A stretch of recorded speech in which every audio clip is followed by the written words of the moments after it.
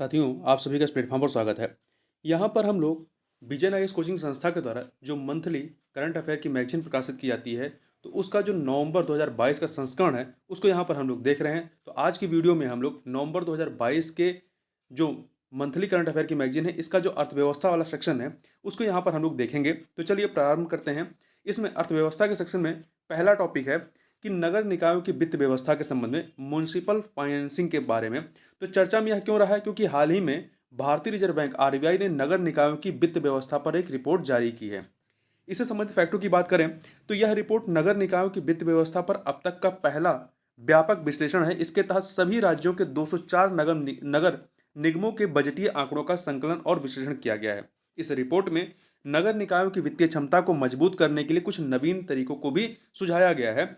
अब यदि हम बात करें नगर निकायों की वित्त व्यवस्था के बारे में, तो इससे पहले हम थोड़ा सा जो सरकार के तीन स्तर हैं उनकी संरचना और वित्त को समझ लेते हैं। तो देखिए, केंद्र तीन संरचना क्या है? केंद्र स्तर पर केंद्र सरकार, फिर राज्य स्तर पर राज्य सरकार होती है और स्थानीय स्तर पर स्थानीय सरकार होती है। स्थानीय सरकार दो टाइप की होती है, एक शहरी स्थानीय निकाय और दूसरा पंचायती राज संस्थाएं।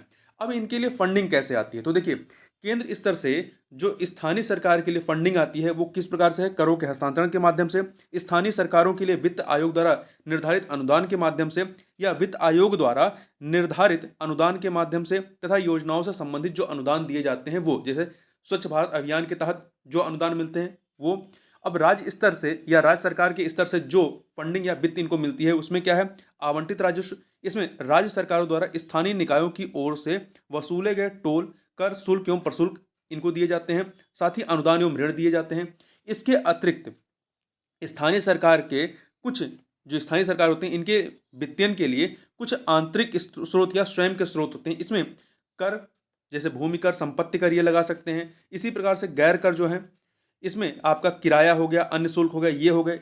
अन्य कुछ बाहरी स्रोत से भी इनको फंडिंग मिलती है, फाइनेंशिंग होती है इनकी, जैसे कि अनुदान एवं ऋण के माध्यम से। इसमें घरेलू संस्थाएं, वित्तीय मध्यवर्ती संस्थाएं, कैपिटल मार्केट्स, दानकर्ता एजेंसियां, ये सब आ जाती हैं। जैसे ये म्युनिसिपल बॉन्ड जारी कर सकते हैं, ये सब चीजें इसके तहत आ जाएंगी।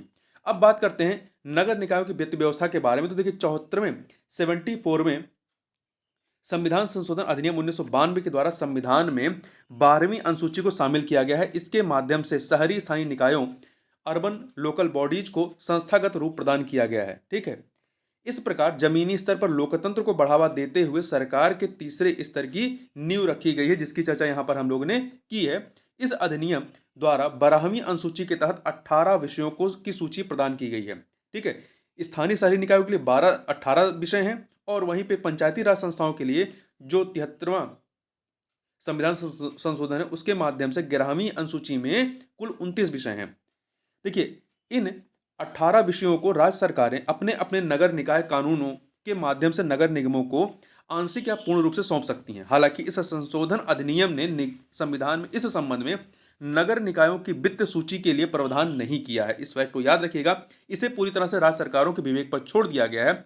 इसका परिणाम यह हुआ है कि अलग अलग राज्यों में नगर निकायों को उपलब्ध कराए जाने वाले वित्त के पैटर्न में काफी अंतर होता है। इसलिए अर्बन लोकल बॉडीज को सौंपे जाने वाले कार्यों और निर्धारित कार्यों को पूरा करने के लिए उन्हें उपलब्ध कराए गए संसाधनों के बीच व्यापक असंगति देखने को मिलती है। अब प्रश्न उठता है कि नगर निकायों की मजबूत वित्तीय व्यवस्था की आवश्यकता क्यों है? तो पहला चीज, शहरीकरण। देखिए, शहरी जनसंख्या घनत्व में तेजी से वृद्धि हो रही है। ऐसे में बेहतर शहरी बुनियादी ढांचे का होना आवश्यक है। इसलिए स्थानीय सरकारों को अधिक वित्तीय संसाधनों की आवश्यकता होती है। दूसरा, आवश्यक सेवाओं के लिए। इसके तहत अधिकांश शहरों और कस्बों में नागरिक अवसंरचना तथा सेवाएं मौजूदा आबादी के लिए पूरी तरह से अपर्याप्त हैं। तो इनको पर्याप्त करने के लिए वित्तीयन की आवश्यकता है। इसके अतिरिक्त शहरी आबादी के लिए आवश्यक सेवाओं की उपलब्धता और गुणवत्ता नगर निगमों की वित्तीय क्षमता में सुधार पर निर्भर करती है। अगला पॉइंट है वित्तीय स्वायत्ता का। तो देखिए, नगर निगमों की केंद्र या राज्य सरकारों पर अनावश्यक रूप से निर्भरता उनकी वित्तीय स्वायत्ता को प्रभावित करती है। इससे क्या होगा? इससे नगर निगमों की विकास प्राथमिकताएं भी प्रभावित होती हैं। ये स्वयं से निर्णय नहीं ले पाते हैं। चौथा पॉइंट है सतत विकास की। देखिए, अपर्याप्त वित्त पोषण के कारण नगर निगम अपशिष्ट उपचार और वायु तथा जल प्रदूषण से निपटने के लिए आधुनिक एवं उपयुक्त तकनीकों को अपनाने में असमर्थ होते हैं। अब थोड़ा सा यहां पर हम लोग भारत में नगर निकायों की वित्त व्यवस्था का थोड़ा सा अवलोकन कर लें तो देखिए, भारत में सभी नगर निगमों का संयुक्त बजट जो है केंद्र और राज्य सरकारों की तुलना में बहुत कम है। सभी नगर निगमों का, पूरे भारत के सभी नगर निगमों का। भारत में नगर निगमों के राजस्व में 1946-47 की तुलना में आज भी कोई विशेष वृद्धि नहीं हुई है। इसके अतिरिक्त भारत में नगर निगमों के राजस्व की संरचना समय के साथ जो है काफी बदल गई है। साथ ही अंतरण पर निर्भरता भी बढ़ी हुई है। दूसरी ओर नगर निगमों द्वारा लिया गया समग्र उधार बहुत कम है। ये कितना है? 0.5% से भी कम है। साथ ही नगर निगमों द्वारा बॉन्ड जारी कर बाजार से लिया गया उधार भी नगण्य है। इसमें भी केवल कुछ बड़े नगर निगमों का प्रभुत्व है। अब बात करते हैं नगर निकायों की कमजोर वित्तीय स्थिति के कारण क्या है। ऐसे कौन से रीजन है जिनकी वजह से इनकी कमजोर वित्तीय स्थिति है? तो पहला है डेटा गैप की। अर्बन लोकल बॉडीज की राजकोषीय स्थिति के बारे में जानकारी बहुत कम होती है, क्योंकि भारत में अधिकांश नगर निगमों की बैलेंस शीट सार्वजनिक डेटा डोमेन में नहीं है। दूसरा, इनमें से कई अब तक नगदी लेखा प्रणाली, कैश अकाउंटिंग सिस्टम का ही पालन करते हैं। अब ये कंप्यूटराइज नहीं हो पाए हैं। अधिकतर नगर निगम कानून अनुपालन हेतु एक समान लेखा मानक का निर्धारण नहीं करते हैं। इससे सभी राज्य में और यहां तक कि एक ही राज्य के भीतर ही नगर निगमों का लेखा काफी हद तक अतुलनीय बना हुआ है। उसमें आप कंपेयर नहीं कर पाते हैं। इसके अतिरिक्त कानूनी बाधाएं भी हैं। भारत में नगर निकायों को कानून के तहत संतुलित या अधिशेष बजट बनाए रखने की आवश्यकता होती है। इसलिए वे अपने राजस्व के पूरक हेतु पूंजी बाजार का पर्याप्त रूप से दोहन करने में सक्षम नहीं है। इसके अतिरिक्त कर व्यवस्था की बात करें तो कुछ कर जो टैक्सेस हैं जो पहले नगर निगमों को प्राप्त थे, उन्हें वस्तु एवं सेवा कर जीएसटी में शामिल कर लिया गया है। तो इससे इनके वित्तीय में दिक्कत हुई है। दूसरा, अगला जो पॉइंट है राज्य वित्त आयोग का। देखिए, राज्य सरकारों ने नियमित और समयबद्ध तरीके से राज्य वित्त आयोग, स्टेट फाइनेंस कमीशन की स्थापना नहीं की है। जिस प्रकार से केंद्र स्तर पर वित्त आयोग की स्थापना होती रहती है हर 5 वर्ष पर, उस प्रकार से यहां पर समयबद्ध तरीके से नहीं हो पाती है। हालांकि हर 5 वर्ष में स्टेट फाइनेंस कमीशन की स्थापना करना जरूरी होता है।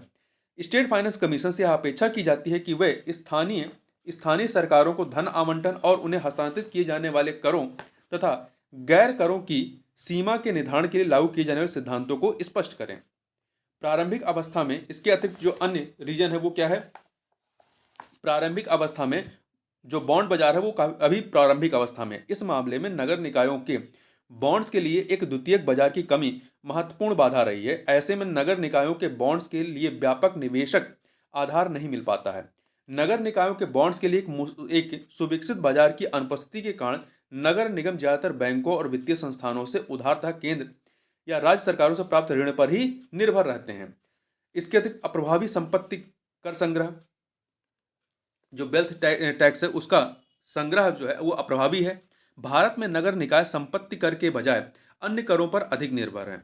भारत में नगर निकायों द्वारा संपत्ति कर पर संग्रहण जो है वो ओईसीडी अर्थात आर्थिक सहयोग और विकास संगठन, Organisation for Economic Cooperation and Development, तो ओईसीडी देशों की तुलना में बहुत कम है। इसके लिए संपत्ति का कम मूल्यांकन, अपूर्ण रजिस्टर, लंबित मुकदमे जैसे कारक जिम्मेदार हैं। इसके अतिरिक्त अगला पॉइंट क्या है? अनुदान के आवंटन और अंतरण में जो है वो अंतर है। जो आवंटन किया जाता है और जो उन्हें मिलता है उसमें गैप होता है। आमतौर पर केंद्र द्वारा स्थानीय निकाय को दी जाने वाली अनुदान की वास्तविक राशि जो है वो अनुशंसित राशि से, जितना अनुशंसित किया जाता है उससे जो अनुदान मिलता है राज्यों को, वो लगभग 15% तक कम रही है। जो स्थानीय निकाय को दी जा रही है 15% कम रही है। यह मुख्य रूप से उनके द्वारा विभिन्न शर्तों को पूरा न कर पाने के कारण होता है। जो कि ये जो ग्रांट दिए जाते हैं कुछ विशेष शर्तों पर दिए जाते हैं, तो जो शर्तें नहीं पूरे कर पाते हैं तो उन्हें वो पैसा नहीं मिल पाता है।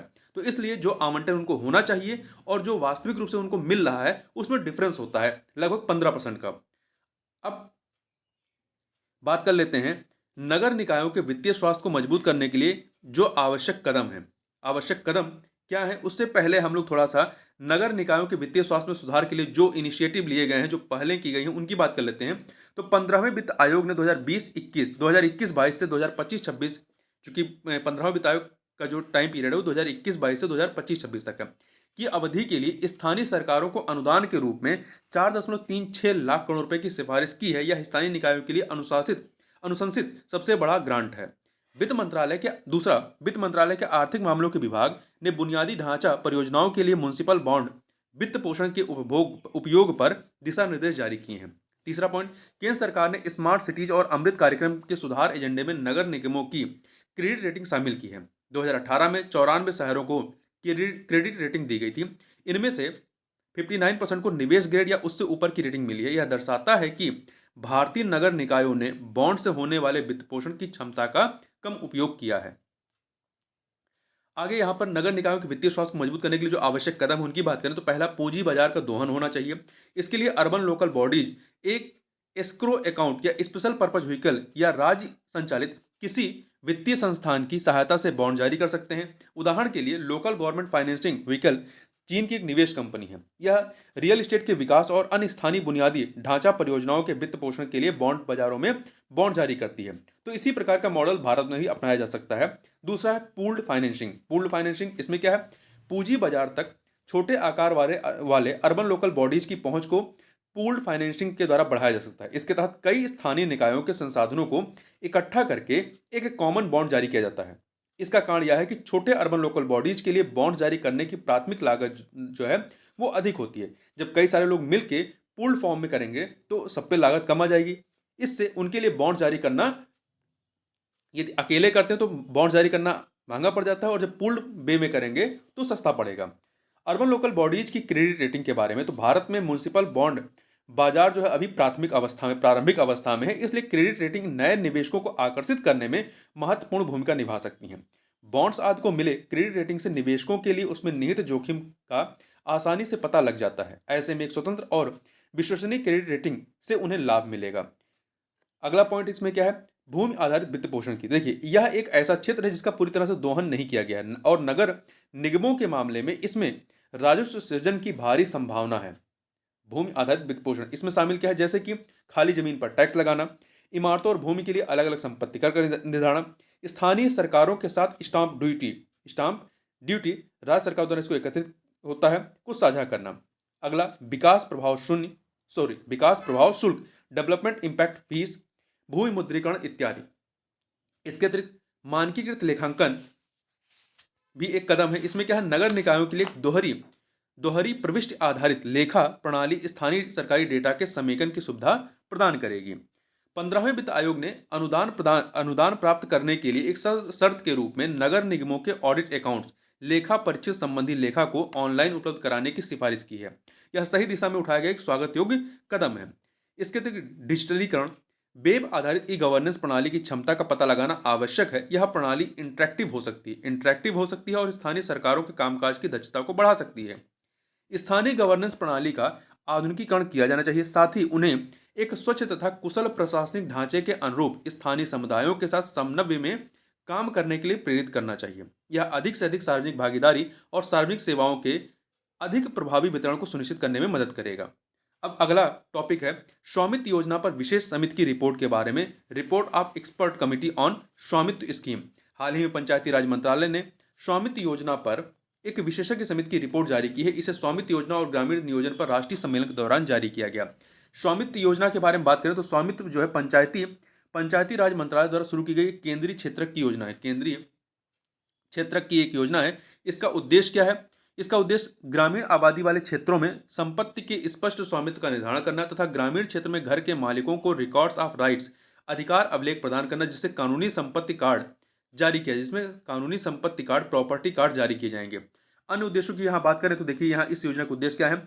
ग्रामीण स्तर पर योजना निर्माण के लिए सटीक भूमि का रिकॉर्ड बनाना, ऋण लेने हेतु ग्रामीण नागरिकों को अपनी संपत्ति का वित्तीय परिसंपत्ति के रूप में उपयोग करने के लिए सक्षम बनाना तथा एक बेहतर गुणवत्ता वाली ग्राम पंचायत विकास योजना तैयार करने में सहायता करना तथा संपत्ति कर का निर्धारण करना और किसी भी विभाग द्वारा उपयोग के लिए सर्वेक्षण ढांचा और जीआईएस मानचित्र तैयार करना।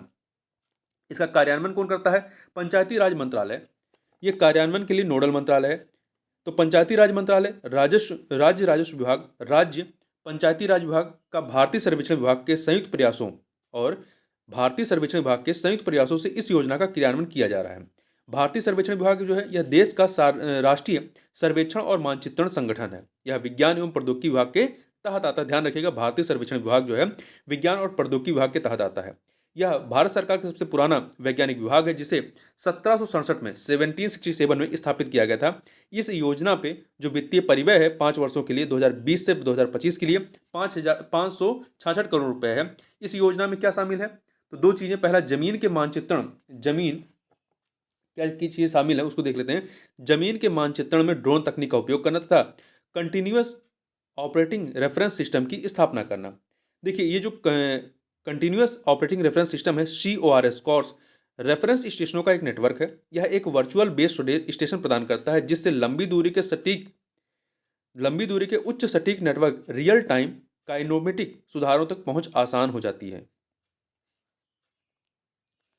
इसके अतिरिक्त यह जो आपका कोर्स है, कोर्स मतलब कंटिन्यूअस ऑपरेटिंग रेफरेंस सिस्टम, ये यह ग्राउंड कंट्रोल पॉइंट स्थापित करने में मदद करता है। इससे सटीक जियो रेफरेंसिंग, ग्राउंड ट्रूथिंग और भूमि के सीमांकन में मदद मिलती है। कॉर्ड्स का विभिन्न क्षेत्रों में इस्तेमाल होता है, उदाहरण के लिए आपदा प्रबंधन और आपातकालीन प्रतिक्रिया, परिवहन, कृषि, निर्माण एवं नियोजन, परिसंपत्ति प्रबंधन आदि। ग्रामीण आबादी को सर्वेक्षण पद्धति और इसके लाभों के बारे में जानकारी प्रदान करने के लिए जागरूकता पैदा करना भी इसके घटक में शामिल है। साथ ही इसका एक अन्य घटक यह भी है कि स्थानिक नियोजन एप्लीकेशन ग्राम मानचित्र का विकास करना। इसके लिए स्थानिक विश्लेषण उपकरणों के निर्माण हेतु ड्रोन सर्वेक्षण के तहत बनाए गए डिजिटल स्थानिक डेटा या मानचित्रों का लाभ उठाया जाएगा। इन स्थानिक विश्लेषणात्मक उपकरणों का निर्माण इसलिए किया गया है ताकि ये ग्राम पंचायत विकास योजना को तैयार करने में मदद कर सकें। अब यहाँ पे एक वर्ड आया है ग्राम मानचित्र। ग्राम मानचित्र क्या है, इसको थोड़ा सा यहाँ देख लेते हैं पहले। तो देखिए, ग्राम मानचित्र जो है पंचायती राज मंत्रालय का एक स्थानिक एप्लीकेशन है। यह सभी मंत्रालयों के लिए एक एकीकृत भू स्थानिक मंच, जियो स्पेशियल प्लेटफॉर्म है। यह पंचायत विकास योजना के तहत के लिए एक निर्णय समर्थन प्रणाली प्रदान करता है। यह विभिन्न योजनाओं के तहत किए गए कार्य की प्रगति की रियल टाइम ट्रैकिंग में सहायता करता है। अब यहाँ पर हम लोग बात कर लेते हैं अब तक इस योजना में कौन सी प्रगति हुई है। तो देखिए, अक्टूबर 2022 तक 31 राज्यों या केंद्र शासित प्रदेशों में 1.87 लाख गांवों में ड्रोन से सर्वेक्षण का कार्य पूरा हो चुका है तथा अक्टूबर 2022 तक 58,000 गांवों में लगभग 91 लाख संपत्ति मालिकों के संपत्ति कार्ड जो है लगभग तैयार कर लिए गए हैं। तो ये जो योजना है स्वामित्व योजना, इसके कई सारे व्यापक प्रभाव हैं। ठीक है, तो यहाँ पर देख लेते हैं व्यापक क्षेत्रों पर स्वामित्व योजना के प्रभाव की क्या पहचान की गई है। यहाँ पर देखिए सेक्टर दिए गए हैं, किन क्षेत्रों में, वर्तमान प्रदेश क्या है और स्वामित्व योजना कैसे मदद करती है। तो पहला है गांव के आबादी क्षेत्र के भू अभिलेखों का निर्माण। देखिए, वर्तमान प्रदेश क्या है कि भू अभिलेखों में विभिन्न प्रकार की जानकारियां जैसे संपत्ति मानचित्र, बिक्री कार्य शामिल होती हैं। इन्हें अलग अलग विभागों में रखा जाता है। ये विभाग एक दूसरे से अलग होकर कार्य करते हैं एवं विसंगतियां पैदा करते हैं। कार्य में अक्षमता एवं विलंब देखने को मिलता है। स्वामित्व योजना कैसे मदद करेगी? देखिए, 1:500 के पैमाने पर नक्शे बनाने के लिए गांवों में आबादी क्षेत्र का मानचित्रण किया जाएगा। इन नक्शों के आधार पर अधिकार अभिलेख तैयार किया जाता है और मालिकों को संपत्ति कार्ड जारी कर दिए जाते हैं। दूसरा पॉइंट है आबादी संपत्ति का ऋण और अन्य वित्तीय लाभों आबादी संपत्ति का ऋण और अन्य वित्तीय लाभों के लिए वित्तीय संपत्ति के रूप में उपयोग करना। देखिए, हालांकि लोगों के पास जमीन और घर हैं, लेकिन ऐसा कोई प्रमाणिक दस्तावेज नहीं है जहां ये अधिकार दर्ज हो कि ये आप ही का है। इस तरह के दस्तावेज के अभाव में बैंक आबादी भूमि की जमानत या सिक्योरिटी पर ऋण नहीं देते हैं। स्वामित्व योजना के बाद क्या होगा? स्वामित्व योजना ऐसी भूमि की जमानत के आधार पर ऋण प्राप्त करने के लिए एक रिकॉर्ड ऑफ राइट्स प्रदान करती है। संपत्ति के स्थानिक अभिलेख और जियो टैगिंग धोखाधड़ी को रोकने में भी सक्षम बनाते हैं। अगला पॉइंट है ग्रामीण क्षेत्र में संपत्ति कर संग्रह का प्रबंधन। तो अभी वर्तमान परिस्थिति क्या है कि संपत्ति के आकार, क्षेत्र और संख्या को दर्शाने वाले सही संपत्ति रजिस्टरों की कमी के कारण कर संग्रह की पूरी क्षमता प्राप्त नहीं हो पाती है। स्वामित्व योजना के बाद क्या होगा कि डिजिटल संपत्ति रजिस्टर बनाना, जहां संपत्तियों की पहचान की जाती है और एक विशिष्ट संख्या के साथ चिन्हित किया जाता है। उपयुक्त सॉफ्टवेयर के माध्यम से स्वतः कर निर्धारण, जिसके परिणाम स्वरूप शिकायतों में कमी और कर संग्रह में वृद्धि होती है। संपत्ति रजिस्टर के डिजिटलाइज हो जाने के बाद डिजिटल कर संग्रह के लिए प्रणाली भी बनाई जा सकती है, तो इससे कर संग्रह बढ़ेगा। अगला है ग्रामीण नियोजन के लिए। देखिए, वर्तमान प्रदेश क्या है कि कई ग्राम पंचायतों के स्थानिक विस्तार हेतु एक व्यवस्थित विकास के लिए भूमि उपयोग योजना तैयार करना आवश्यक है। हालांकि उचित भूमि उपयोग योजना के लिए कोई ढांचा नहीं था अभी तक। स्वामित्व योजना के बाद क्या होगा कि पंचायती राज मंत्रालय द्वारा 2022 में ग्रामीण क्षेत्र विकास योजना निर्माण और कार्यान्वयन दिशा निर्देश प्रस्तुत किए गए हैं। यह जो ग्रामीण क्षेत्र विकास योजना निर्माण और कार्यान्वयन है, ये एक गांव के लिए मास्टर प्लान तैयार करने में मार्गदर्शन प्रदान करेगा। स्वामित्व योजना ग्रामीण क्षेत्र विकास योजना निर्माण और कार्यान्वयन के साथ मिलकर ड्रोन सर्वेक्षणों और फीचर एक्सट्रैक्शन एक्सट्रैक्शन के माध्यम से उपलब्ध कराए गए भूमि उपयोग की समझ प्राप्त कर स्थानिक बजटन को सक्षम कर सकती है। उदाहरण के लिए घरों की स्थितियों के आधार पर एक सूची एक सूची जैसे कि पक्के घर, अर्ध पक्के घर और कच्चे घर, अर्ध पक्के घर या कच्चे घर तैयार की जा सकती है। और कच्चे घर आपदा के प्रति अधिक संवेदनशील होते हैं, जिन्हें उपयुक्त हस्तक्षेपों के जरिए ठीक किया जा सकता है। तो ये सारी चीजें हो पाएंगी। आगे चलते हैं। इसके अतिरिक्त अन्य एजेंसियों द्वारा भू स्थानिक अवसंरचना और स्वामित्व योजना के डेटा का उपयोग भी स्वामित्व योजना के माध्यम से किया जा सकेगा। अब जो समिति थी उसने कुछ सिफारिशें भी दी हैं। ठीक है, जो विशेषज्ञ समिति थी उसने कुछ सिफारिशें की हैं। क्या की हैं कि स्वामित्व योजना के तहत तैयार किए जा रहे डेटा को सुरक्षित रखा जाना चाहिए। इसके लिए पंचायती राज मंत्रालय को डेटा की सुरक्षा और गोपनीयता की रक्षा सुनिश्चित करने हेतु उचित दिशा निर्देश तैयार करने चाहिए। साथ ही डेटा की अखंडता को बनाए रखने के लिए डेटा के स्वामित्व का निर्धारण करना अत्यंत महत्वपूर्ण है। दूसरा पॉइंट, गांव में कंप्यूटरीकृत भूमि रिकॉर्ड तैयार करना चाहिए। यह डिजिटल इंडिया लैंड रिकॉर्ड्स आधुनिकीकरण कार्यक्रम DILRMP का हिस्सा है। पंचायती राज मंत्रालय यह सुनिश्चित करना चाहिए कि स्वामित्व योजना के तहत सर्वेक्षण के लिए सभी गांवों को प्राथमिकता के आधार पर डिजिटल इंडिया लैंड रिकॉर्ड्स आधुनिकीकरण कार्यक्रम की कार्य योजना में शामिल किया जाए। स्वामित्व योजना के तहत संपत्ति कार्ड में एक QR कोड या कोई अन्य यूनिक आइडेंटिफायर होना चाहिए। यह संपत्ति कार्ड की प्रामाणिकता को तुरंत सत्यापित करने में सहायक होगा। इससे बैंकों के लिए संपत्ति के दस्तावेजों के सामान्य सत्यापन में लगने वाला समय कम हो जाएगा। इसके अतिरिक्त योजना के तहत विकसित डेटा के रख रखाव और उसे अपडेट करने के लिए सार्वजनिक निजी भागीदारी मॉडल मौजूद होना चाहिए तथा उद्योगों को डेटा उपलब्ध कराया जाना चाहिए। इससे वे निकट भविष्य में भू स्थानिक डेटा, जियो स्पेशियल डेटा का उपयोग कर जमीनी स्तर पर एप्लीकेशन को विकसित कर सकेंगे। अब आगे बात करते हैं क्रेडिट रेटिंग के बारे में। देखिए सुर्खियों में क्यों रहा है, हाल ही में सेबी ने क्रेडिट रेटिंग एजेंसियों द्वारा उपयोग किए जाने वाले रेटिंग स्केल के मानकीकरण से संबंधित दिशा निर्देश जारी किए हैं। देखिए, तो इनसे संबंधित जो तथ्य हैं, पहला, सेबी द्वारा जारी दिशा निर्देश के जो मुख्य बिंदु हैं वो क्या है। इसमें जारीकर्ता इशुअर जो रेटिंग है या कॉर्पोरेट क्रेडिट रेटिंग के लिए प्रतीकों और उनकी परिभाषाओं का मानकीकरण किया गया है। तो इसके तहत रेटिंग प्रतीकों जैसे कि AAA, AA, BBB, BBB, B, C और D के उपसर्ग प्रीफिक्स के रूप में क्रेडिट रेटिंग एजेंसी का पहला नाम प्रयोग किया जाना चाहिए तथा क्रेडिट रेटिंग एजेंसी तुलनात्मक स्थिति को दर्शाने के लिए AA से C तक की श्रेणियों के भीतर मॉडिफायर्स प्लस या माइनस का उपयोग कर सकते हैं तथा इसमें रेटिंग वॉच और रेटिंग आउटलुक के लिए मानक डिस्क्रिप्टर दिए गए हैं। ठीक है, जो मानकीकरण जो दिशा निर्देश दिए गए हैं उसमें रेटिंग वॉच क्या है। रेटिंग वॉच यह लघु अवधि में रेटिंग के घटने या बढ़ने की अपेक्षित दिशा पर क्रेडिट रेटिंग एजेंसी के दृष्टिकोण को बतलाता है तथा रेटिंग आउटलुक क्या है, यह लघु से मध्यम अवधि में रेटिंग के घटने या बढ़ने की अपेक्षित दिशा पर क्रेडिट रेटिंग एजेंसी के दृष्टिकोण को बताता है। क्रेडिट रेटिंग एजेंसी द्वारा रेटिंग वॉच और रेटिंग आउटलुक के लिए निर्धारित मानक डिस्क्रिप्टर क्या है, वो इस प्रकार से हैं।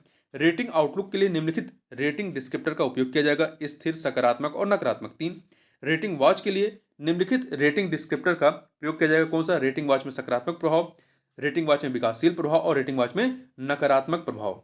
ठीक है, अब यहां पर बात करते हैं रेटिंग सिंबल पर एक नजर डाल लेते हैं। यदि AAA है तो इसका मतलब क्या है, यह ऋण दायित्वों के मामले में सबसे उच्च दर्जे की रेटिंग है। इसमें समय पर ऋण चुकाने, मूलधन तथा ब्याज का भुगतान के संबंध में उच्चतम स्तर की सुरक्षा की संभावना व्यक्त की जाती है। दूसरा है AA में क्या है, उच्च स्तर की सुरक्षा, high degree of security. A तो पर्याप्त स्तर की सुरक्षा, BBB मध्यम स्तर की सुरक्षा, BB डिफॉल्ट होने का मध्यम स्तर का जोखिम, B डिफॉल्ट होने का उच्च स्तर का जोखिम, C डिफॉल्ट होने का अत्यधिक उच्च स्तर का जोखिम और D जो है डिफॉल्ट घोषित या जल्द ही डिफॉल्ट होने की आशंका को रिप्रेजेंट करता है। ठीक है, अब यहां पर हम लोग जो है बात कर लेते हैं क्रेडिट रेटिंग एजेंसी के बारे में, ये है क्या। तो देखिए इनके बारे में यदि हम देखें, किसी इकाई में सरकार, व्यवसाय या व्यक्ति, तीनों में से कोई भी हो सकता है, तो किसी इकाई द्वारा अपने वित्तीय दायित्वों को निर्धारित समय सीमा के भीतर पूर्णतः निभाने की क्षमता और इच्छा के बारे में क्रेडिट रेटिंग एजेंसी की राय को क्रेडिट रेटिंग कहा जाता है। क्रेडिट रेटिंग किसी देनदार द्वारा भुगतान में डिफॉल्ट की संभावनाओं को भी दर्शाती है। क्रेडिट रेटिंग के उपयोगकर्ता कौन है? तो इसके उपयोगकर्ता क्रेडिट रेटिंग का उपयोग निवेशक, मध्यस्थ जैसे कि निवेश बैंक, ऋण जारीकर्ता और व्यवसाय एवं कॉर्पोरेशन करते हैं। क्रेडिट रेटिंग एजेंसियां किसी इकाई की गुणात्मक और मात्रात्मक विशेषताओं का विश्लेषण करके देनदार की क्रेडिट रेटिंग का मूल्यांकन करती हैं। ये एजेंसियां सौदे के लेन देन में शामिल नहीं होती, इसलिए ऋण जोखिम के बारे में उनकी राय को स्वतंत्र और निष्पक्ष माना जाता है। वर्तमान में 3 प्रमुख क्रेडिट रेटिंग एजेंसियां हैं जो समग्र रेटिंग बाजार के 85% हिस्से को नियंत्रित करती हैं। ये कौन से हैं? मूडीज इन्वेस्टर सर्विसेज, दूसरा है स्टैंडर्ड एंड पुअर्स और तीसरा है फिच ग्रुप।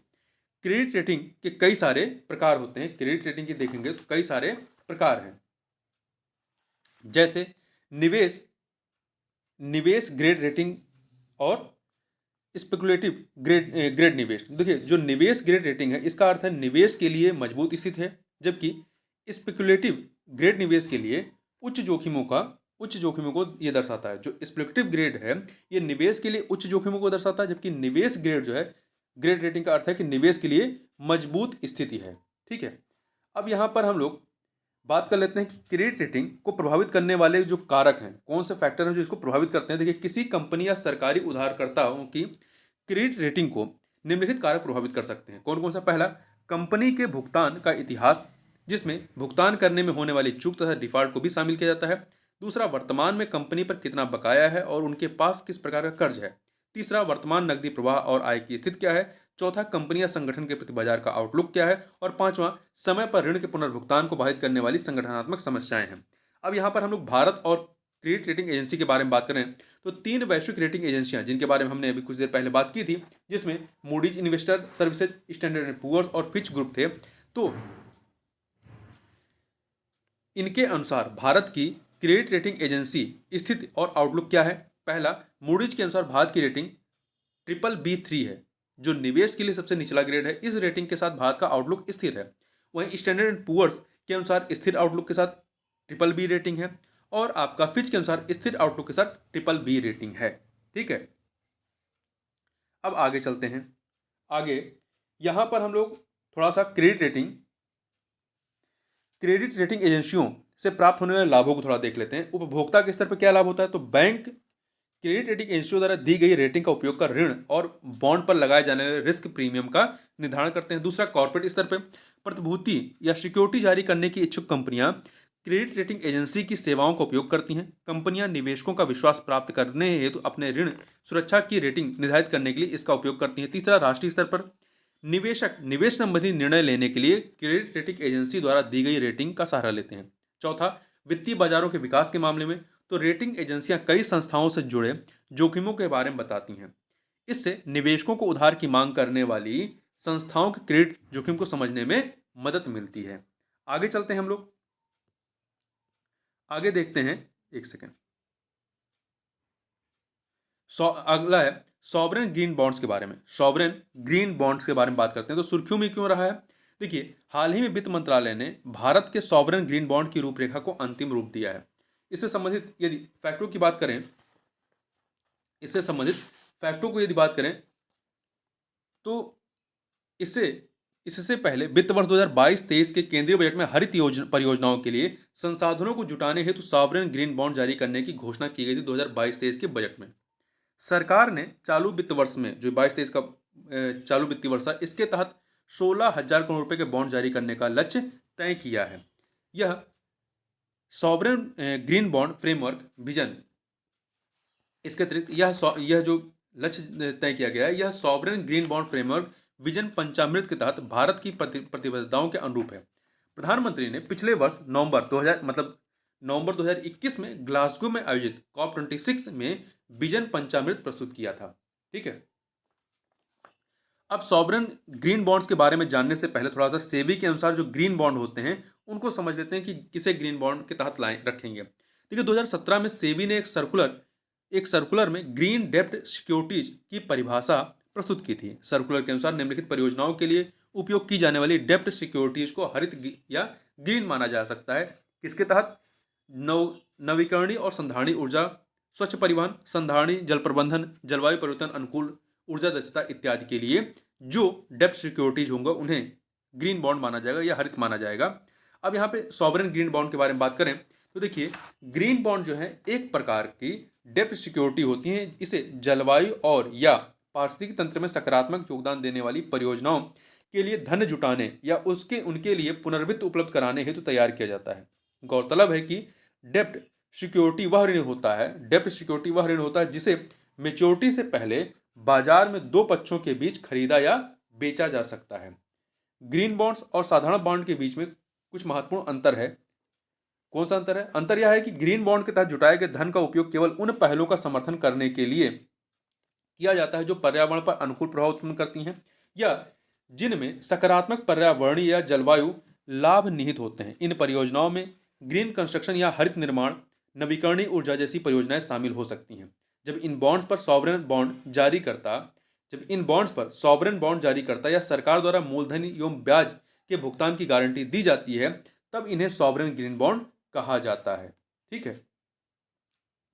अब यहां पर आगे बढ़ने से पहले हम लोग जो ग्रीन बॉन्ड्स हैं इनकी शुरुआत से लेकर अब तक की थोड़ी सी कहानी देख लेते हैं।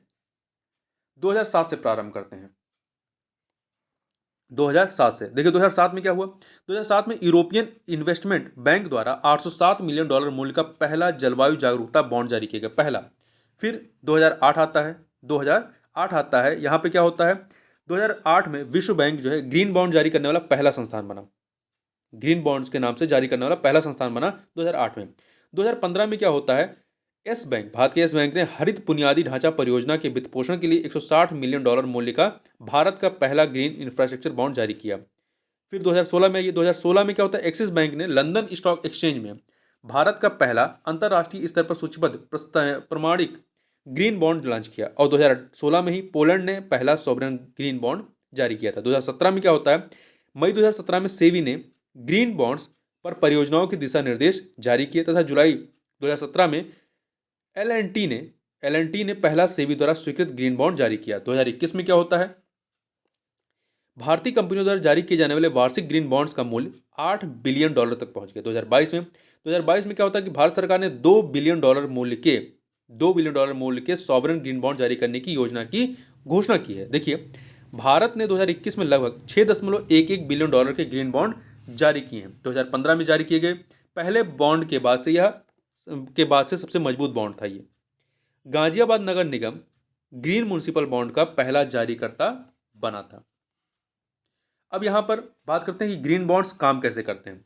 देखिए, पर्यावरण के अनुकूल परियोजनाओं का नियमित बॉन्ड्स की तुलना में कम ब्याज दर पर वित्त पोषण करने के लिए ग्रीन बॉन्ड का उपयोग किया जाता है। इससे कंपनियों को हरित योजनाओं में अधिक निवेश करने के लिए प्रोत्साहित करने हेतु लाया गया था, क्योंकि इसमें ब्याज दर कम होती है। अब ग्रीन बॉन्ड्स काम कहाँ करते हैं? अक्षय ऊर्जा उत्पादन में, जल संरक्षण, जलवायु अनुकूल बुनियादी ढांचा, अपशिष्ट और प्रदूषण नियंत्रण, जैव ऊर्जा प्रौद्योगिकी विकास, इन सभी जगहों पर ग्रीन बॉन्ड जारी किए जाते हैं। अब आगे बात करते हैं फ्रेमवर्क की जो मुख्य विशेषताएं हैं। जो फ्रेमवर्क जारी किया गया है कि मतलब भारत के सॉवरेन ग्रीन बॉन्ड की रूपरेखा के लिए जो अंतिम रूप दिया गया है वित्त मंत्रालय द्वारा, उसकी विशेषताएं क्या हैं? देखिए, इस फ्रेमवर्क के तहत ग्रीन प्रोजेक्ट उन्हीं परियोजनाओं को कहा जाता है जो निम्नलिखित सिद्धांतों पर आधारित होती हैं। पहला, वह ऊर्जा दक्षता को प्रोत्साहित करती हो, वह कार्बन और ग्रीन हाउस गैसों के उत्सर्जन को कम करती हो, वह जलवायु लचीलापन और या अनुकूलन को बढ़ावा देती हो, या वह सतत विकास लक्ष्य सिद्धांतों के अनुसार प्राकृतिक पारिस्थितिक तंत्र और जैव विविधता में सुधार करती हो तथा उसे प्रोत्साहित करती हो। इसके अंतर्गत पात्र परियोजनाएं पूंजीकरण या पुनः पूंजीकरण के लिए सॉवरेन ग्रीन बॉन्ड द्वारा जुटाए गए धन का उपयोग कर सकेंगी। अब देख लेते हैं कि परियोजनाएं जिन्हें ग्रीन प्रोजेक्ट के तहत शामिल किया जा सकता है। तो इसमें नवीकरणीय ऊर्जा, ऊर्जा दक्षता, स्वच्छ परिवहन, जलवायु परिवर्तन अनुकूलन, सतत जल और अपशिष्ट प्रबंधन, प्रदूषण रोकथाम और नियंत्रण, प्राकृतिक संसाधनों का सतत प्रबंधन, ग्रीन बिल्डिंग्स, जलीय जैव विविधता संरक्षण इत्यादि पर आधारित परियोजनाएं, ये आपका ग्रीन प्रोजेक्ट के तहत आएंगे। जबकि वो परियोजनाएं जिन्हें ग्रीन प्रोजेक्ट के तहत शामिल नहीं किया जा सकता, उसमें है खनन से संबंधित नई या मौजूदा परियोजनाएं, जीवाश्म ईंधन के उत्पादन और वितरण से संबंधित परियोजनाएं जिसमें सुधार तथा उन्नयन शामिल है, परमाणु ऊर्जा उत्पादन से जुड़ी हुई परियोजनाएं तथा प्रत्यक्ष अपशिष्ट दहन पर आधारित परियोजनाएं। इसके अतिरिक्त शराब, हथियार, तंबाकू, गेमिंग या पॉम ऑयल उद्योग, नवीकरणीय ऊर्जा परियोजनाएं, ऐसी नवीकरणीय ऊर्जा परियोजनाएं जो संरक्षित क्षेत्र आधारित फीड स्टॉक का उपयोग करके बायोमास ऊर्जा का उत्पादन करती है। लैंडफिल प्रोजेक्ट्स, 25 मेगावाट से बड़े हाइड्रो पावर प्लांट्स, ये सभी जो है ग्रीन ग्रीन प्रोजेक्ट के तहत नहीं आते हैं। तो यहाँ ये वाला पॉइंट जो है नवीकरणीय ऊर्जा परियोजना वाला, इसको याद रखिएगा। आगे बात करते हैं। आगे देखिए, अगला इसमें पॉइंट जो है, जो फ्रेमवर्क की प्रमुख विशेषताएं उसमें, ग्रीन फाइनेंसिंग वर्किंग कमेटी जो है ये वित्त मंत्रालय के साथ मिलकर परियोजनाओं के चयन और मूल्यांकन में मदद करेगी तथा सॉवरेन ग्रीन बॉन्ड के तहत जुटाए गए धन को भारत की संचित निधि में जमा किया जाएगा। इस धन का उपयोग पात्र हरित परियोजनाओं के लिए किया जाएगा। पब्लिक डेप्ट मैनेजमेंट मैनेजमेंट सेल जो है सॉवरेन ग्रीन बॉन्ड के तहत जुटाए गए धन की निगरानी करेगी और इस फ्रेमवर्क को ग्रीन बॉन्ड प्रिंसिपल 2021 के 4 घटकों के आधार पर तैयार किया गया, जिसमें 4 घटक कौन से? पहला है जुटाए गए धन का उपयोग, दूसरा परियोजना का मूल्यांकन और चयन, तीसरा जुटाए गए धन का प्रबंधन, चौथा है रिपोर्टिंग। सॉवरेन ग्रीन बॉन्ड के लाभ क्या हैं? तो देखिए, पहला, जलवायु प्रतिबद्धताओं को पूरा करने के लिए भारत ने intended nationally determined contribution INDC को पूरा करने के लिए पेरिस समझौते के तहत कुछ प्रतिबद्धताएं व्यक्त की हैं। एक हालिया अनुमान के अनुसार भारत को वर्ष 2030 तक अपनी सभी प्रतिबद्धताओं को पूरा करने के लिए कम से कम 2.5 ट्रिलियन 2014-15 कीमतों पर अमेरिकी डॉलर की आवश्यकता होगी। इसके अलावा अंतर्राष्ट्रीय वित्तीय सेवा केंद्र प्राधिकरण की विशेषज्ञ समिति की रिपोर्ट भी इस बारे में अपने अनुमान प्रस्तुत करती है।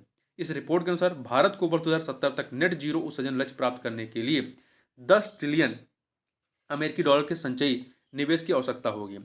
सॉवरेन ग्रीन बॉन्ड भारत को यह वित्त प्राप्त करने में मदद कर सकता है। अगला पॉइंट है निजी क्षेत्र के भागीदारों के समक्ष कम जोखिम। देखिए, ग्रीन बॉन्ड एक महत्वपूर्ण पहलू यह है कि मूलधन और ब्याज का भुगतान पात्र परियोजनाओं के प्रदर्शन पर निर्भर नहीं करेगा। यह निवेशकों को परियोजनागत जोखिमों के वहन से सुरक्षा प्रदान करता है तथा ग्रीनियम अथवा ग्रीन प्रीमियम का लाभ उठाना। अगला पॉइंट है ग्रीनियम अथवा ग्रीन प्रीमियम का लाभ उठाना। ग्रीनियम मुख्यतः मूल्य निर्धारण से संबंधित लाभ को दर्शाता है। यह इस स्तर पर आधारित है कि निवेशक संधारणीय प्रभाव के बदले अतिरिक्त भुगतान करने के इच्छुक हैं। निवेशक जो हैं संधारणीय प्रभाव के बदले अतिरिक्त भुगतान करने के इच्छुक हैं। हालिया अनुमानों के अनुसार उभरते बाजारों में डॉलर डिनोमिनेटेड बॉन्ड के लिए ग्रीनियम का मूल्य लगभग 49 बेसिस पॉइंट रहा है। अगला है सार्वजनिक सुविधाओं का निर्माण। सॉवरेन ग्रीन बॉन्ड जारी कर जुटाए गए धन का उपयोग जलवायु परिवर्तन अनुकूल परियोजनाओं में किया जा सकता है। हालांकि इस तरह की परियोजनाओं के लिए आमतौर पर निजी पूंजी को आकर्षित कर पाना कठिन हो जाता है, क्योंकि ऐसी परियोजनाओं में से अधिकांश को सार्वजनिक सुविधा या वस्तुओं के रूप में देखा जाता है। अगला है वैश्विक निवेशकों को आकर्षित करना।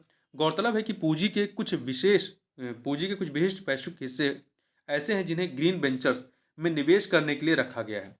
पूंजी का यह स्रोत मुख्य रूप से पर्यावरणीय, सामाजिक और शासन से संबंधित पहलुओं पर केंद्रित है। निवेशकों को इससे लाभ भी है। क्या लाभ है? देखिए, ग्रीन बॉन्ड में निवेश को निवेशकों द्वारा स्वयं का योगदान सुनिश्चित करने के एक सक्रिय निर्णय के रूप में देखा जा सकता है। साथ ही इसके जरिए जलवायु परिवर्तन के खिलाफ लड़ाई में महत्वपूर्ण बढ़त हासिल करने के लिए पूंजी को चरणबद्ध तरीके से आवंटित किया जा सकता है। सामान्य बॉन्ड की तुलना में ग्रीन बॉन्ड में कम उतार चढ़ाव देखने को मिलता है। यही कारण है कि ग्रीन बॉन्ड कई निवेशकों के लिए एक अधिक आकर्षक निवेश बन जाता है। जब कोई कंपनी ग्रीन बॉन्ड जारी करती है तब वह अपनी एक सकारात्मक छवि का निर्माण करती है। इससे वह ट्रांजिशन या परिवर्तन की दिशा में एक सक्रिय समर्थक की भूमिका निभाती है। वहीं दूसरी ओर निवेशक इस सोच के आधार पर निवेश करते हैं कि ऐसी कंपनियां आगामी जोखिम को कम कर सकती हैं। भारत में ग्रीन बॉन्ड के समक्ष जो चुनौतियां, उन चुनौतियों की यदि बात करें तो पहला है सॉवरेन क्रेडिट रेटिंग का कम होना। अन्य देशों से धन जुटाने के लिए भारत को अपनी क्रेडिट रेटिंग में सुधार करना चाहिए। ऐसा इसलिए क्योंकि विश्व स्तर पर जारी सभी बॉन्ड जारीकर्ता देश की क्रेडिट रेटिंग के साथ निकटता से जुड़े होते हैं। इसके लिए सरकार को घरेलू नीतियों की बारीकी से जांच करनी चाहिए और उनकी पारदर्शिता को बनाए रखते हुए खुलेपन को बढ़ावा देना चाहिए। दूसरा है व्यापक दायरा। यह संभव है कि सरकार परियोजनाओं के चयन के समय कार्बन उत्सर्जन को कम करने की अधिकतम क्षमता वाली परियोजनाओं के बजाय गैर हरित घटकों पर विचार करने लगे, उदाहरण के लिए सामाजिक पहलुओं संबंधित घटक के रूप में। अगला है अप्रयुक्त क्षमता। गौरतलब है कि भारत उभरते बाजारों में चीन के बाद दूसरा सबसे बड़ा बॉन्ड बाजार है। हालांकि इसका ग्रीन बॉन्ड बाजार चीन के 10वें हिस्से से भी कम है। हरित परियोजनाओं की प्रगति की निगरानी में चुनौतियों के संबंध में आमतौर पर परियोजनाओं की लागत अनुमान से अधिक हो जाती है। ऐसे में बजटीय गणित बिगड़ सकता है, साथ ही इससे परियोजनाओं का क्रियान्वयन प्रतिकूल रूप से प्रभावित हो सकता है। अगला पॉइंट है ग्रीन वॉशिंग की संभावना। किसी कंपनी या वित्तीय उत्पाद के पर्यावरणीय प्रभाव के बारे में गलत या भ्रामक दावा प्रस्तुत करना ग्रीन वॉशिंग कहलाता है। यह ग्रीन बॉन्ड बाजार के लिए एक बड़ी चुनौती है। अगला है कम बॉन्ड यील्ड का होना। यह माना जाता है कि सॉवरेन ग्रीन बॉन्ड में बॉन्ड यील्ड जो होती है, बॉन्ड यील्ड कम होगी। ऐसी स्थिति में यह संभव है कि अपने वैधानिक तरलता अनुपात SLR से अधिक मात्रा में सरकारी प्रतिभूतियां रखने वाले बैंक कब लाभ के लिए के कारण इन्हें जारी न करें। अगला है कूपन रेट का निर्धारण। देखिए, ग्रीन बॉन्ड की कूपन दरों को निर्धारित कर पाना आसान नहीं होगा। ऐसा इसलिए क्योंकि इनके दर की निर्धारण को लेकर के लगातार बहस होती रही है। यह बहस इस बारे में है कि नियमित बॉन्ड की तुलना में इनकी दर को उच्च बनाए रखा जाए या कम। इस बहस के पक्ष और विपक्ष में समान रूप से प्रभावी तर्क दिए जाते हैं। अब वे फॉरवर्ड के आगे की राह क्या है? पहला, पारदर्शिता पर जोर देना चाहिए। वैश्विक स्तर पर ग्रीन बॉन्ड जारी करने की सर्वोत्तम प्रथाओं के तहत जुटाए गए धन से जुड़े उपयोग के संबंध में पारदर्शिता, सटीकता और सूचनाओं की अखंडता पर जोर दिया जाता है। दूसरा, कठोर निगरानी। हरित परियोजनाओं को उचित समय के भीतर पूरा करने के लिए उनकी सख्त निगरानी की जानी चाहिए। मानकीकरण। एक मजबूत ग्रीन बॉन्ड बाजार के लिए आम मानकों और दिशा निर्देशों को अपनाया जाना चाहिए। इससे मुख्यधारा के पूंजी बाजार और निवेशकों के साथ इसे एकीकृत करना आसान हो जाएगा। कर प्रोत्साहन। प्रत्यक्ष वित्तीय प्रोत्साहन विश्व स्तर पर उपयोग किया जाने वाला एक ऐसा उपकरण है जो इस दिशा में मदद कर सकता है। ऐसे सॉवरेन ग्रीन बॉन्ड्स के सब्सक्राइबर को प्रत्यक्ष वित्तीय लाभ प्रदान किए जा सकते हैं, उदाहरण के लिए ब्याज या कर कटौती या कर छूट के रूप में। जागरूकता फैलाई जा सकती है। ग्रीन बॉन्ड के बारे में जागरूकता बढ़ाने और नए निवेशकों को आकर्षित करने के लिए कार्यशालाओं, प्रशिक्षण सामग्री का वितरण एवं वेबिनार का आयोजन किया जाना चाहिए। साथ ही भारत तथा अंतर्राष्ट्रीय स्तर पर नए निवेशकों तक पहुंच बढ़ाने के लिए ग्रीन बॉन्ड जारी करने की प्रक्रिया और अनुपालन प्रक्रिया को सरल बनाया जाना चाहिए। अगला पॉइंट, जलवायु बजट टैगिंग के बारे में। तो यह राष्ट्रीय बजट प्रणाली में जलवायु से संबंधित व्यय की निगरानी और ट्रैकिंग के लिए उपयोग किया जाने वाला एक उपकरण है। अधिकांश सॉवरेन बॉन्ड जारीकर्ताओं द्वारा बजट टैगिंग एक्सरसाइज को अपनाया गया है। इससे यह निर्धारित करने में मदद मिलती है कि कौन सा व्यय हरित व्यय के रूप में शामिल करने के लिए उपयुक्त है। आगे बात करते हैं मल्टी मॉडल लॉजिस्टिक पार्क के बारे में। Multi modal logistic park MMLP। देखिए, हाल ही में सरकार ने चेन्नई के पास, ध्यान रखिएगा, तमिलनाडु के चेन्नई के पास भारत का पहला मल्टी मॉडल लॉजिस्टिक पार्क स्थापित करने हेतु रिलायंस इंडस्ट्रीज लिमिटेड के साथ अनुबंध किया है। ये मल्टी मॉडल लॉजिस्टिक पार्क होते क्या हैं? तो यह एक इंटर मॉडल मॉल प्रबंधन इकाई के रूप में कार्य करेगा। इस इकाई में गोदाम, समर्पित कोल्ड चेन सुविधाएं, फ्रेट या container terminals, bulk cargo terminals आदि शामिल होंगे। यह पार्क सड़क, रेल, जलमार्ग और वायु मार्ग के माध्यम से माल की आवाजाही को सुगम एवं उन्नत बनाएगी।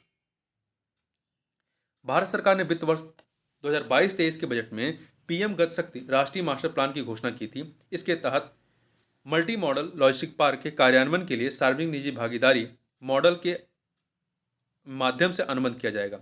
इससे पहले 2015 में मल्टी मॉडल लॉजिस्टिक पार्क को सड़क परिवहन और राजमार्ग मंत्रालय द्वारा लॉजिस्टिक दक्षता संवर्धन कार्यक्रम के तहत स्थापित किया जाना था।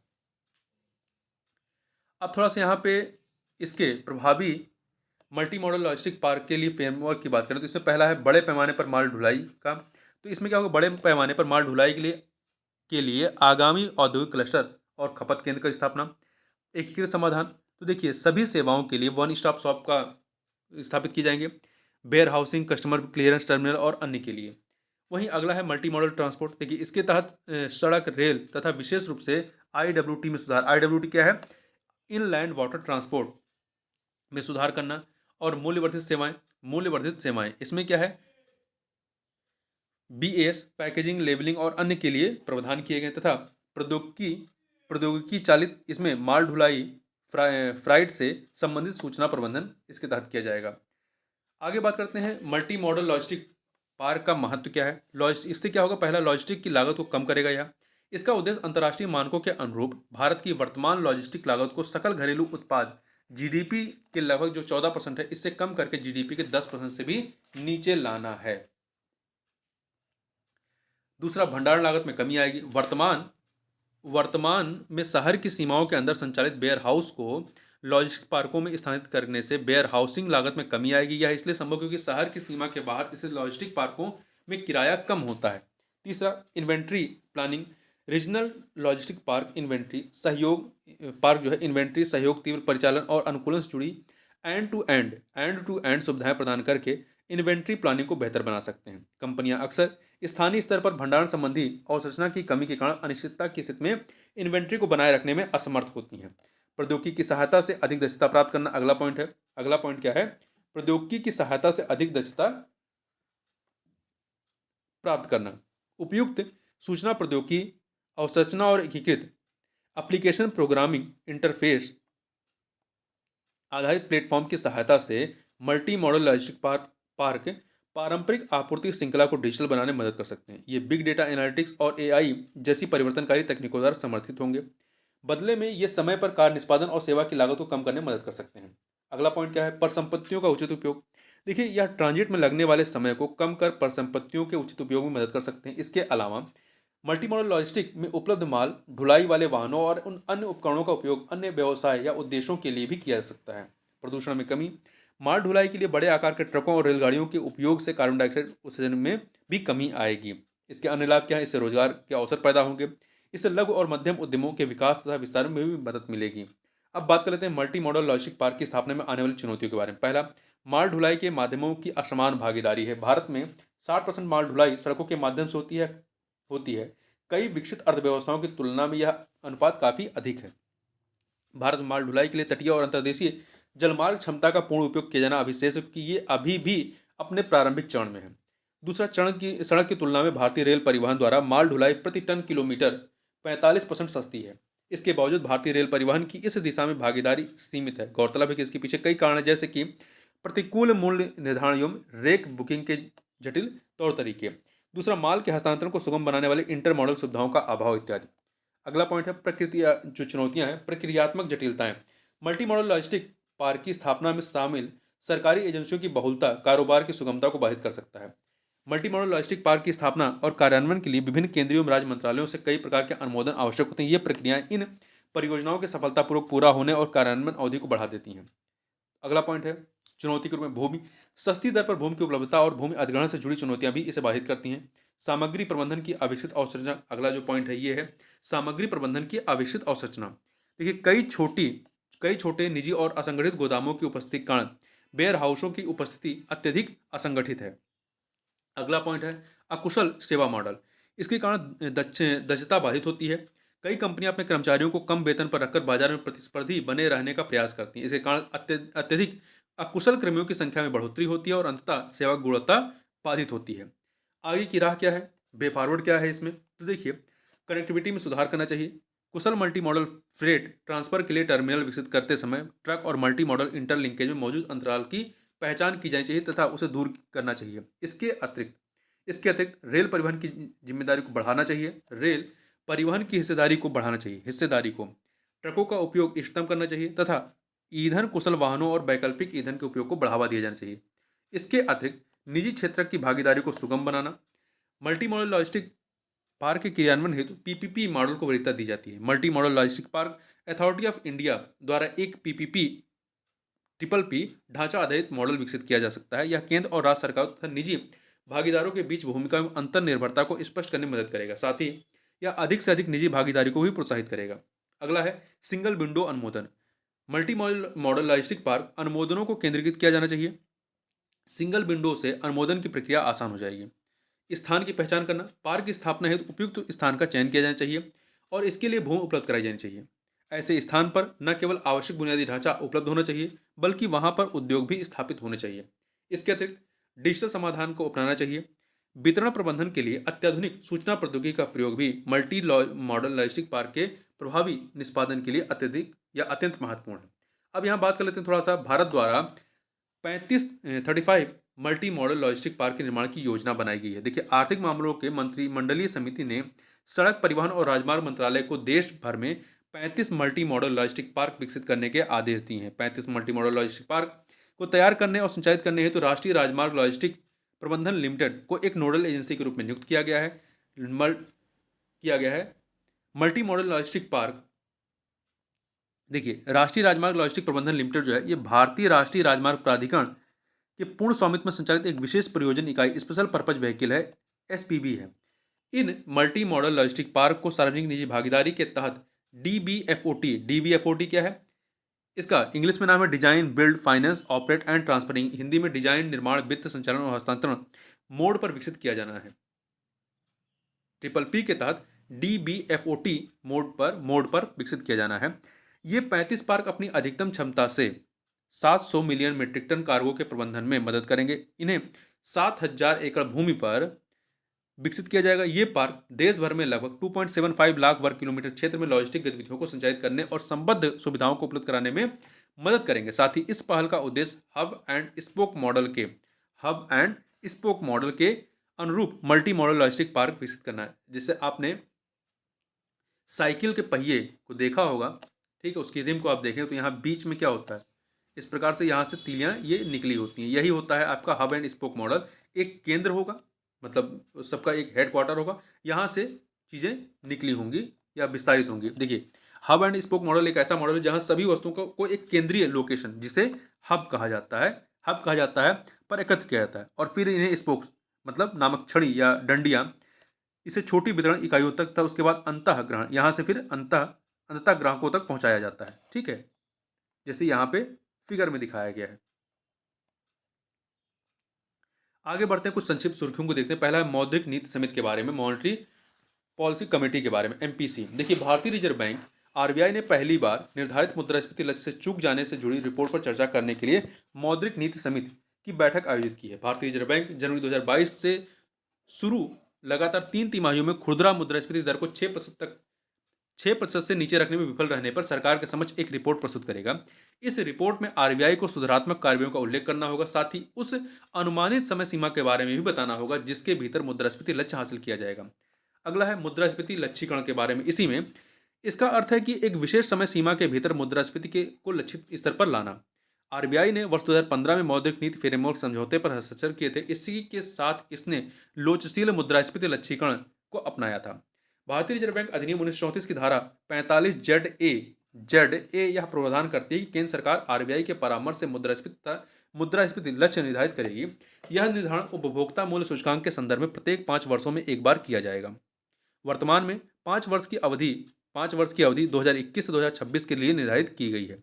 इसके तहत मुद्रास्फीति लक्ष्य जो था वो 4% निर्धारित किया गया था, जिसमें अधिकतम 6% और न्यूनतम 2% के सहनीय स्तर के साथ एमपीसी अर्थात मौद्रिक नीति समिति का गठन जो है भारतीय रिजर्व बैंक अधिनियम 1934 के तहत केंद्र सरकार करती है। यह मुद्रास्फीति लक्ष्य को प्राप्त करने के लिए आवश्यक नीतिगत रेपो दर को निर्धारित करती है। इसकी पहली बार जो स्थापना की गई वो आपका 2016 में की गई थी। इस मौद्रिक नीति समिति में 6 सदस्य होते हैं। इनमें से गवर्नर सहित 3 सदस्य आरबीआई से होते हैं। इसमें गवर्नर को मताधिकार प्राप्त होता है। गवर्नर इस समिति का पदेन अध्यक्ष होता है। 3 सदस्य जो हैं वो 3 सदस्य सरकार नियुक्त करती है। एमपीसी की जो है या मौद्रिक नीति समिति की जो है वर्ष भर में 4 बैठकें आयोजित करना अनिवार्य, ध्यान रखिए 4 बैठकें। आगे बात करते हैं वैश्विक अवधारणा आधारित सूचकांक के बारे में। तो प्रधानमंत्री की आर्थिक सलाहकार परिषद ने वर्किंग पेपर जारी कर अलग अलग वैश्विक अवधारणा आधारित सूचकांकों से संबंधित समस्याओं का विश्लेषण किया है। हाल के वर्षों में विश्व के अलग अलग अवधारणा आधारित सूचकांकों में भारत की रैंकिंग और अंकों में गिरावट देखी जा सकती है।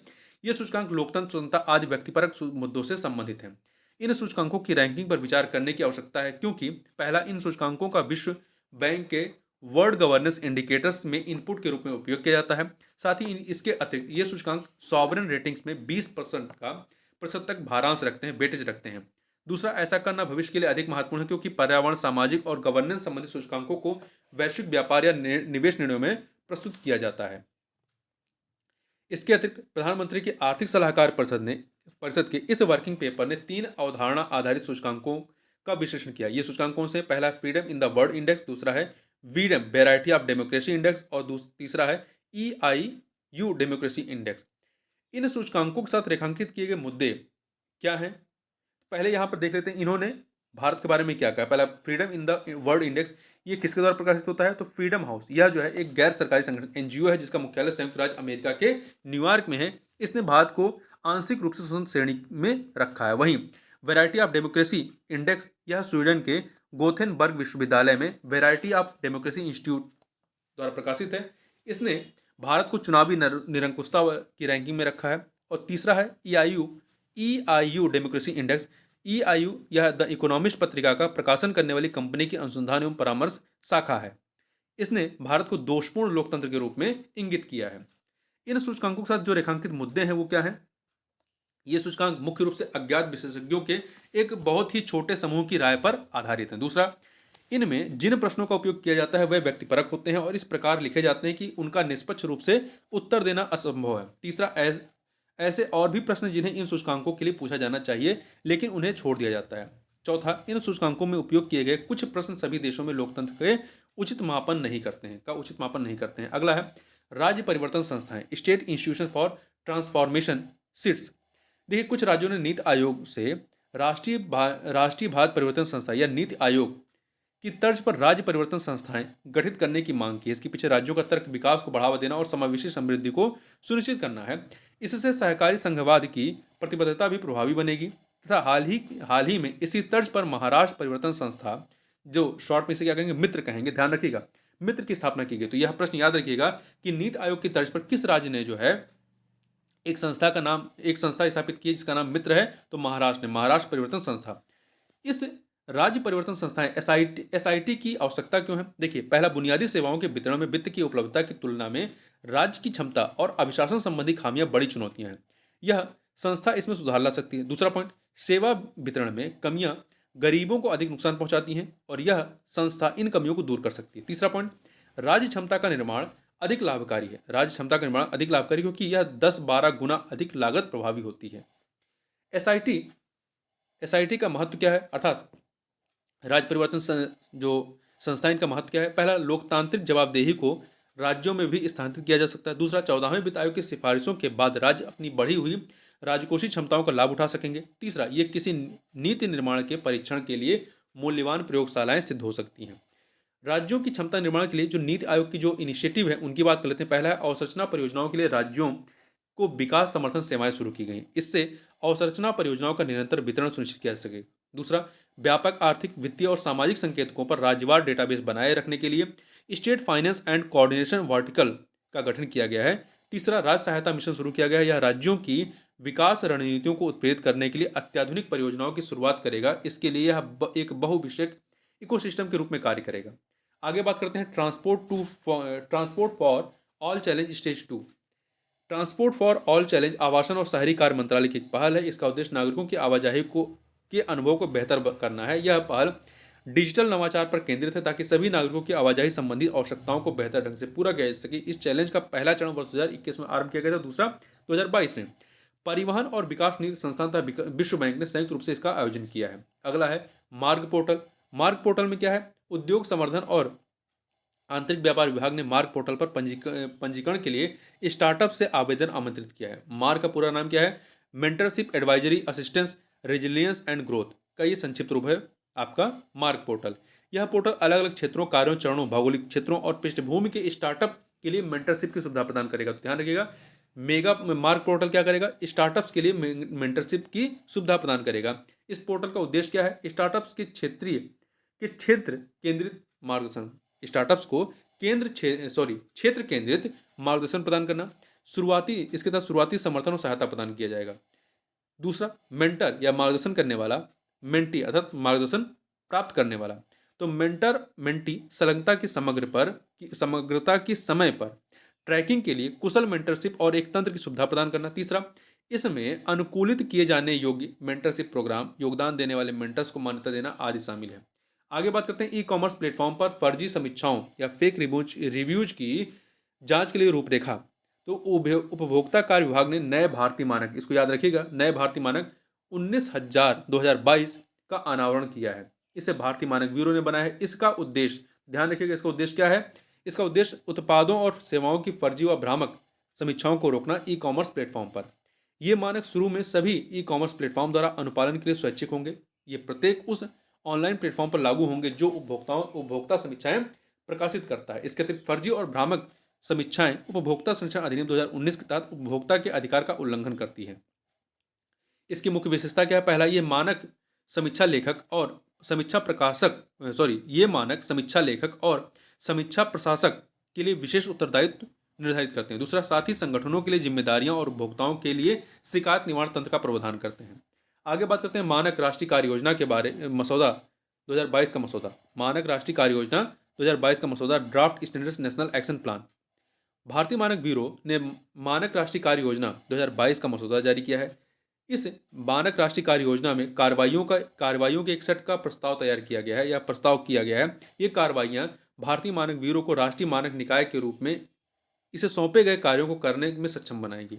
साथ ही भारतीय मानक ब्यूरो की बाजार की जरूरतों के अनुसार मानकों को कुशल और समयबद्ध तरीके से तैयार करने में मदद करेगी। मानक प्रमाणीकरण क्या होता है? तो इससे यह तात्पर्य है, मानक प्रमाणीकरण से यह तात्पर्य है कि कोई उत्पाद या सेवा अपने डिजाइन या प्रोटोकॉल में निर्धारित गुणवत्ता की शर्तों को पूरा करता है या करती है। मसौदा मानक राष्ट्रीय कार्य योजना की मुख्य विशेषताएं क्या हैं? तो इस का मसौदे की जो मुख्य विशेषताएं हैं, पहला, संयुक्त राष्ट्र सतत विकास लक्ष्य 2030 और पेरिस समझौते पर भारत की प्रतिबद्धता के अनुरूप मानकों को विकसित करने एवं संशोधित करने पर विशेष ध्यान दिया जाएगा तथा अर्धचालकों जैसी प्रौद्योगिकियों, आईटी सेवाओं तथा मेटावर्स और साइबर सुरक्षा जैसी सूचना एवं संचार प्रौद्योगिकी तकनीकों को भारत मानक ब्यूरो के प्रमाणीकरण के दायरे में लाने का प्रस्ताव किया गया है। भारतीय मानक ब्यूरो के कार्य क्षेत्रों में पर्यावरण, स्वास्थ्य और सुरक्षा, बिल्डिंग निर्माण एवं शहरी विकास, वस्त्र परिवहन आदि शामिल किए जाएंगे। मानकीकरण की आवश्यकता क्या है? पहला, वस्तुओं और सेवाओं की अंतर्राष्ट्रीय सीमाओं के पार मुक्त आवाजाही को आसान बनाना। यह आसान बनाता है। दूसरा, इंटर ऑपरेबिलिटी, विश्वसनीयता, सुरक्षा और निजता सुनिश्चित करने के लिए डिजिटल व डेटा संचालित अर्थव्यवस्था पर विश्वास बढ़ाता है। तीसरा, बाजार पर विश्वास बनाने और घरेलू उत्पादों को वैश्विक आपूर्ति श्रृंखलाओं के साथ एकीकृत करने में सहायता करता है। अब बात करते हैं भारतीय मानक ब्यूरो BIS के बारे में। BIS भारत का राष्ट्रीय मानक निकाय है। यह उपभोक्ता मामले खाद्य और सार्वजनिक वितरण मंत्रालय के तहत कार्य करता है। यह वस्तुओं आदि के मानकीकरण, मार्किंग और गुणवत्ता प्रमाणन संबंधी गतिविधियों के विकास के लिए जिम्मेदार है। इसे BIS अधिनियम 2016 के तहत सांविधिक दर्जा दिया गया था। इसको स्थापित कब किया गया था? 1986 में। BIS अधिनियम 1986 के तहत स्थापित किया गया था, परंतु सांविधिक दर्जा जो दिया गया उसे BIS अधिनियम 2016 के तहत दिया गया है।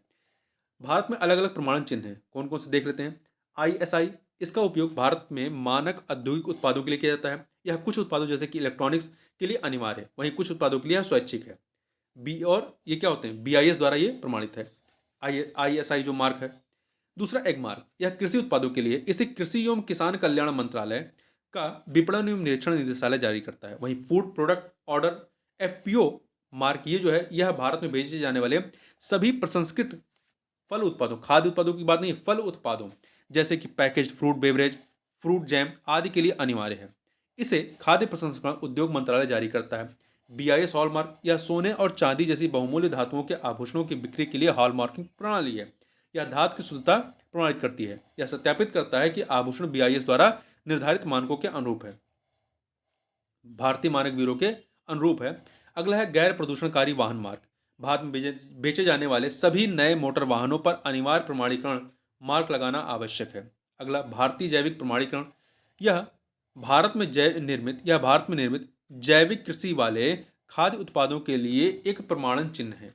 इसे वाणिज्य और उद्योग मंत्रालय के कृषि और प्रसंस्कृत खाद्य उत्पाद निर्यात विकास प्राधिकरण द्वारा मान्यता प्राप्त परीक्षण केंद्र जारी करते हैं। भारतीय जैविक प्रमाणीकरण को तो ध्यान रखिएगा, एपीडा द्वारा मान्यता प्राप्त परीक्षण केंद्र जो है इसे जारी करते हैं।